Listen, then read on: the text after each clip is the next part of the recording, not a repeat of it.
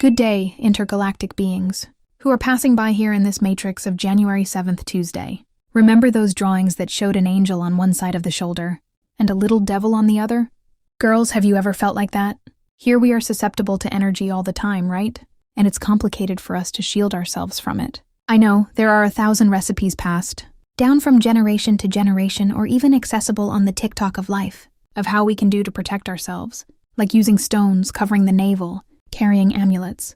All of them, in fact, have their value because they also carry energy. And besides the energy of each amulet, stones or whatever you consider, they have their own intention, which is already a lot. But sometimes, they can't even bring us the clarity that we need to make the right decision. We are in a whirlwind without realizing that there is a third way called doing nothing. It took me a long time to understand that I was not obliged to respond to things when they happened, all the time. And this is liberating. Think about it. We know that there are days when we wake up inspired, sharp. We know exactly what we need to do, what we need to say, and there are others that the devil and the angel don't seem to understand each other, and we stay here in the middle. Dumb. Why then, in these days, we don't respect our energy and let it decide important things? Talk, when we feel that our energy is high.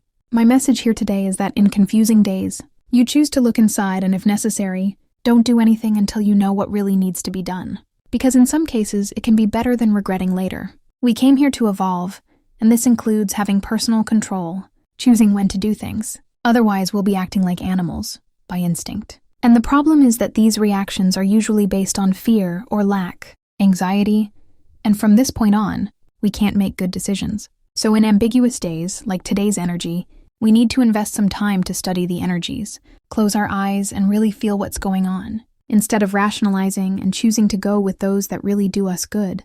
Well, now you want to understand why I'm saying this? So, I'm going to download the message from our universe messenger, Valdemar Falcano, and he'll tell you everything that's going on up there. Sky of January 7th, 2025. This Tuesday marks the return of Mars to the Cancer sign in retrograde motion, which it has been doing for a few good days. So, today is the day it returns to the Cancer sign. Although the opposition to Pluto on the other side still remains for a few more days because there's an orbit in this angle of the opposition, so there's still a tension in the air. As for the moon, it dawns on the third day of the Aries decanate, and there are some dubious aspects. On the one hand, it forms a triangle with Mercury at the end of the Sagittarius, so it gives us back a little of our usual rationality.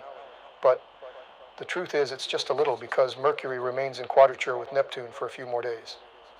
On the other hand, the moon forms a quadrature with Mars as well, and this can make us get our heads hot at times. So, let's lead the day with calm and attention.